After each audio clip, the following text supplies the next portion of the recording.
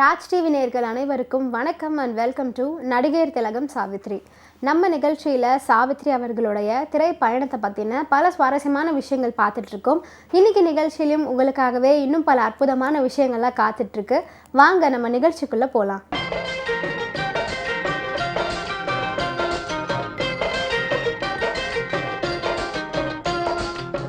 மகா நடிகை சாவித்ரி அவர்களுடைய வெற்றி திரைப்படங்களின் வரிசையில் அமைந்த ஒரு படம் தான் அண்ணாவின் ஆசை.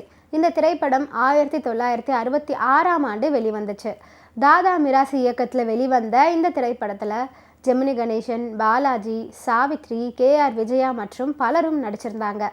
சுஜாதா சினி ஆர்ட்ஸ் நிறுவனம் தயாரித்த முதல் திரைப்படமும் இதுதான். நடிகரும் தயாரிப்பாளருமான பாலாஜி அவர்களை பற்றி சாவித்ரி அவர்கள் இந்த அண்ணாவின் ஆசை திரைப்படத்திற்கு பின்னணியில் நடந்த சுவாரஸ்யமான செய்தியை பதிவு பண்ணியிருக்காங்க. அது என்ன அப்படின்னு பார்த்தீங்கன்னா, பிரபல நடிகர் தயாரிப்பாளர் பாலாஜியின் திரைப்பட வாழ்க்கையை பற்றி அவர்கள் கூறியிருக்காங்க. மேனேஜராக துவங்கியிருக்காரு பாலாஜி. நரசு ஸ்டூடியோவில் தான் முதல்ல வேலைக்கு சேர்ந்தாராம். கிண்டியிலிருந்து நரசு ஸ்டுடியோவிற்கு புரஷவாக்கத்திலிருந்து சைக்கிள்லேயே வந்து போவாராம் பாலாஜி அவர்கள். அதுக்கப்புறம் தான் அவர் நடிக்க ஆரம்பித்தார். அவருடைய முதல் திரைப்படம் தான் ஔவையார். அதில் முருகனாக நடிச்சிருப்பார் பாலாஜி. அப்போது அவருக்கு வயது 14 அல்லது 15 தான் இருந்திருக்கும். பாலாஜி அவர்கள் நடிப்பு துறைக்கு வர முக்கிய காரணமாக இருந்தவர் ஜெமினி கணேசன் மற்றும் சாவித்ரி ஆகியோர்கள் தான் அப்படிங்கிறது குறிப்பிட்டு சொல்ல வேண்டிய ஒரு விஷயம். அதுக்கப்புறம் பாலாஜி அவர்கள் தயாரிப்பாளராகவும் மாறினார். அப்படி மாறுவதற்கு காரணமாக இருந்தவர் நடிகர் திலகம் சிவாஜி கணேசன் என்றும் பதிவு செஞ்சிருக்காரு. சிவாஜி கணேசன் அவர்களுடைய மிகப்பெரிய ரசிகராக இருந்தார் பாலாஜி அவர்கள். அது மட்டும் இல்லாமல் சுஜாதா சினி ஆர்ட்ஸ் என்ற நிறுவனத்தை தொடங்கி அவர் தயாரித்த முதல் திரைப்படம் தான் இந்த அண்ணாவின் ஆசை திரைப்படம் என்பது குறிப்பிட்டு சொல்ல வேண்டிய ஒரு விஷயம். 1966ஆம் ஆண்டு வெளியான அண்ணாவின் ஆசை திரைப்படத்தை தொடர்ந்து சிவாஜி கணேசன் அவர்களை வைத்து இடைவேளையே இல்லாமல் கிட்டத்தட்ட 14 திரைப்படங்களை தயாரிச்சிருக்காரு பாலாஜி அவர்கள். மேலும் நடிகர் திலகம் சிவாஜி கணேசனை வச்சு அதிக படங்கள் தயாரித்த தயாரிப்பாளர் பாலாஜி அவர்கள் அப்படிங்கிறது கூடுதல் சிறப்பு. அண்ணாவின் ஆசை படத்துடைய கதை எப்படி அமைஞ்சிருக்கும் அப்படின்னு பார்த்தீங்கன்னா, ரொம்ப யதார்த்தமான ஒரு கதை தான்.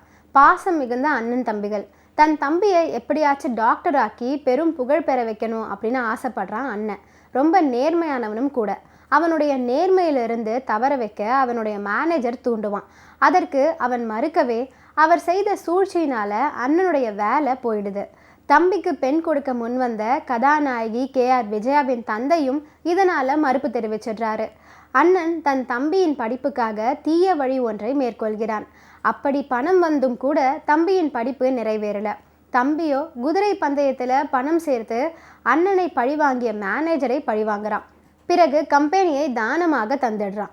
இன்சூரன்ஸ் ஏமாற்றி இறந்து விட்டதாக கதை கட்டி 1 லட்சம் ரூபாயை தம்பிக்கு தந்த அண்ணன் கடைசியில் உயிரோடு இருக்கிறார் என்பதுதான் படத்துடைய சஸ்பென்ஸ். அண்ணாவின் ஆசை திரைப்படத்தில் அமைந்த ஒரு ஸ்பெஷலான பாடல் தான் இன்பம் என்பது என்னவென்று அப்படின்னு தொடங்கக்கூடிய ஒரு பாடல். இது ஏன் ஸ்பெஷலான பாடல் அப்படின்னு பார்த்தீங்கன்னா, இந்த பாடல் 2 முறை திரைப்படத்தில் ஒலிக்கும். ஒன்று ஹாப்பி வெர்ஷனாகவும் இன்னொன்று சேட் வெர்ஷனாகவும் வரும். ஹாப்பி வெர்ஷன் பாடலை யார் யார் பாடியிருக்காங்க அப்படின்னு பார்த்தீங்கன்னா, TM சௌந்தரராஜனும் P சுசிலாவும் இணைந்து பாடியிருப்பாங்க. சேட் வெர்ஷன் பாடலை சுசிலா மற்றும் தனித்து பாடியிருப்பாங்க. ஜெமினி கணேசன் குடும்பத்தோடு இருந்தபோது வர பாடல் தான் ஹாப்பி வெர்ஷன் பாடல். இந்த பாடல் 2 முறை திரைப்படத்தில் ஒலிக்கும். ஒன்று ஹாப்பி வெர்ஷனாகவும் இன்னொன்று சேட் வெர்ஷனாகவும் வரும். சேட் வெர்ஷன் பாடலை சுசிலா மற்றும் தனித்து பாடியிருப்பாங்க. ஜெமினி கணேசன் குடும்பத்தோடு இருந்தபோது வர பாடல் தான் ஹாப்பி வெர்ஷன் பாடல். அவர் இறந்ததுக்கு அப்புறம் வரக்கூடிய பாடல் தான் இந்த சோகமான துன்பம் என்பது என்னவென்று அப்படின்னு தொடங்கக்கூடிய அற்புதமான பாடல். பாலாஜி அவர்கள் டாக்டருக்கு படிக்கும் தம்பியாக அற்புதமாக இந்த திரைப்படத்தில் நடிச்சிருப்பாரு. படத்தை எடுத்த அவர் உயிரை கொடுத்து நடித்தது மட்டும் இல்லாமல் இந்த திரைப்படத்தை தயாரிக்கவும் செஞ்சிருக்காரு. பாலாஜியுடைய காதலியாக KR விஜயா அற்புதமாக தனது கதாபாத்திரத்தை உணர்ந்து நடிச்சிருப்பாங்க. அண்ணனாக ஜெமினி கணேசனும் அண்ணியாக சாவித்ரியும் நடிச்சிருப்பாங்க. சாவித்ரி அவர்களுடைய கதாபாத்திரம் ரொம்ப பொருத்தமாகவும் இயற்கையாகவும் அமைஞ்சிருக்கும். அவருடைய நடிப்பும் பாராட்டும்படி அமைஞ்சிருக்கு. ஹிந்தியில் துலால் குஹா இயக்கத்தில் தர்மேந்திரா, அசோக் குமார், தனுஷா நடித்து வெளியான படம் தான் சாந்த் அவுர் சூரஜ் அப்படிங்கிற திரைப்படம். 1965ஆம் ஆண்டு வெளியான இந்த திரைப்படம் தான் தமிழில் ரீமேக் ஆகி அண்ணாவின் ஆசை அப்படின்னு வெளியிட்டிருக்காங்க. ஹிந்தி நடிகர் அசோக் குமார் கௌரவ வேஷத்தில் நீதிபதியாக இந்த திரைப்படத்தில் நடிச்சிருப்பார். அவர் நடித்த முதல் தமிழ் திரைப்படமும் இதுதான். படத்தின் டைட்டில்லையே அவருடைய பெயரை தான் முதல்ல போட்டிருப்பாங்க. இந்த திரைப்படத்துடைய ப்ளஸ் பாயிண்ட் என்ன அப்படின்னு பார்த்தீங்கன்னா, நாகேஷ் மற்றும் மனோரமா கூட்டணியில் நகைச்சுவை காட்சிகள் அப்படின்னே சொல்லலாம். படத்தில் ரசிக்கும்படியாக அமைஞ்சிருந்துச்சு. வேலையை இழந்துவிடும் ஜெமினி கணேசன் மனைவி சாவித்திரியுடன் கஷ்டப்படுவார். எம்பிபிஎஸ் படிக்கும் தம்பி பாலாஜிக்கு தேவைப்படும் பணத்துக்காக ஒரு நாடகம் ஆடுறாரு.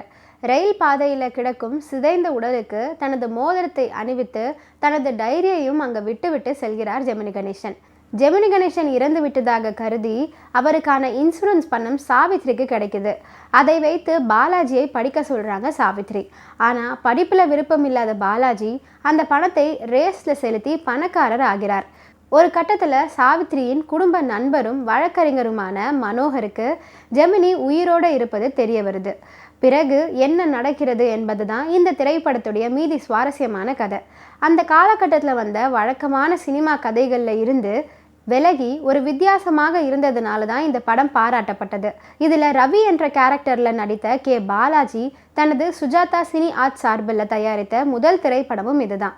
தாதா மிராசி இயக்கியிருந்தார். வசனத்தை பெருமான் எழுதியிருந்தார். கமல் கோஷ் ஒளிப்பதிவு செய்த இந்த படத்துக்கு KV மகாதேவன் இசையமைச்சிருக்காரு. கண்ணதாசனும் வாலியும் பாடல்களை அற்புதமாக எழுதியிருக்காங்க.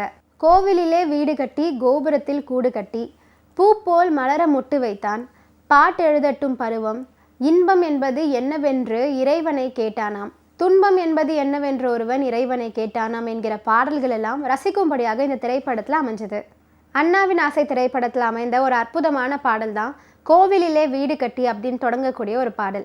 இந்த பாடலை KV மகாதேவன் தான் இசையமைச்சிருக்காரு. அவருடைய இசையமைப்பில் கவிஞர் கண்ணதாசன் தான் இந்த பாடலுக்கு உண்டான வரிகளை எழுதியிருக்காரு. TM சௌந்தரராஜன், சுசிலா, AL ராகவன் ஆகிய மூவரும் இணைந்து இந்த பாடலை அற்புதமாக பாடியிருக்காங்க.